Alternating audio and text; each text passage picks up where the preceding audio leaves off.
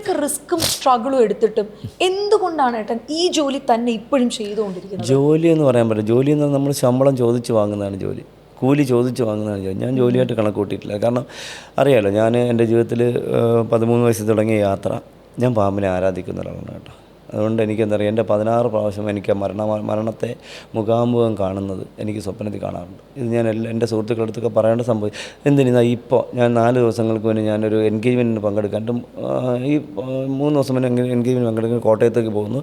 അപ്പോൾ എൻ്റെ വണ്ടി ഓടി ഞാൻ ടാക്സിയിലാണ് പോകുമ്പോൾ ടാക്സിയിലെ പോയി സുഹൃത്തിനോട് ഞാൻ സൂക്ഷിക്കണമെന്ന് പറഞ്ഞു. ഞാൻ എന്താണ് ആക്സിഡൻ്റ് ആവുമെന്ന് പറഞ്ഞാൽ പുള്ളി പേടിച്ചു, കാരണം വണ്ടി ഒന്ന് സൂക്ഷിച്ചിട്ടളയാന്ന് പറഞ്ഞു. ഞങ്ങൾ കുറിച്ചി എത്തുന്ന സമയത്ത് കള്ളും കുടിച്ചുകൊണ്ടൊരു പയ്യൻ ബൈക്കിൽ വന്ന് ഞങ്ങളെ വണ്ടിയിലിടിച്ചു. ഗ്ലാസ് പൊട്ടി, ആ പുള്ളി മറിഞ്ഞ് നേരെ കണ്ടെയ്നർ ലോറിയുടെ അടിയിൽ വന്നു. പുള്ളിക്കാരൻ ചവിട്ടിയതുകൊണ്ട് ഈ പുള്ളിയുടെ പുറത്ത് ഈ വണ്ടി കയറിയില്ല, ലോറി ആ വണ്ടി ഇടിച്ചില്ല. അപ്പോൾ എനിക്ക് പാമ്പിനെ ആരാധിക്കുന്നുണ്ടോ, അല്ലെങ്കിൽ അതെൻ്റെ വ്യക്തിപരമായ ഞാൻ എന്തിനെ ആരാധിക്കണം, ചിലപ്പോൾ ഞാൻ ഈ മൈക്കിനെ ആരാധിക്കും, അതെൻ്റെ സ്വാതന്ത്ര്യമാണ്.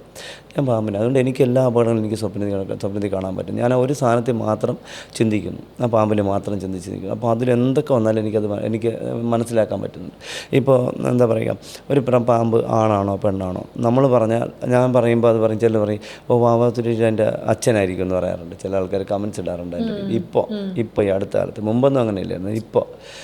ഇനി അതുപോലെ തന്നെ വേറൊരു കേസുണ്ടെന്നറിയാം, ഒരുപാട് എന്താ പറയുക, നഷ്ടങ്ങളെക്കുറിച്ച് അതിൽ ചിന്തിക്കാറില്ല, ലാഭങ്ങളെക്കുറിച്ച് ചിന്തിക്കാറില്ല. ഇൻകം, ഇപ്പോൾ ഇത് പറഞ്ഞ ഇൻകം കൊണ്ട് ജീവിക്കാൻ ഞാൻ വിചാരിക്കുന്നില്ല. പക്ഷേ ഇൻകം കിട്ടിയാൽ എനിക്ക് എൻ്റെ ഡ്രൈവറിന് വണ്ടിക്ക് പൈസ കൊടുക്കാം, അത് കൊടുത്താലേ പറ്റൂ. ഒന്നല്ലെങ്കിൽ നാളെയും കൊടുക്കണം. ഞാൻ മുമ്പൊക്കെ പലിശയ്ക്ക് എടുത്ത് കൊടുക്കുമായിരുന്നു. ആ പലിശയ്ക്ക് എടുത്താറില്ല. ഇത്രയും 39 വർഷം ഈ മേഖലയിലുണ്ട്. ഒരു 10-15 വർഷം അല്ലെങ്കിൽ 10 വർഷം കൂട്ടിക്കോളും. അപ്പോൾ ബാക്കി പോട്ടെ, നമുക്ക് ആൾക്കാർ തുച്ഛമാണ്. ഇത് മെനിങ്ങാന്നൊരു സ്ഥലത്ത് എനിക്ക് 2000 രൂപ വണ്ടിക്കായി, 1800 രൂപ വണ്ടിക്ക് എനിക്ക് തന്ന 400 രൂപയാണ്. 400 രൂപ. ഇന്നലെ ഒരു സ്ഥലത്ത് പോയിട്ട്, ഈ നൈറ്റിൽ ഇന്നലെ രാത്രി ഞാൻ ഇവിടുന്ന് പോയിട്ട് ഏകദേശം ഒരു 1800 രൂപ വണ്ടിക്ക് 500 രൂപയാണ് അവർ തന്നത്. 500 രൂപ ബാക്കി എനിക്ക് വേറെ ആരെങ്കിലും വാങ്ങി.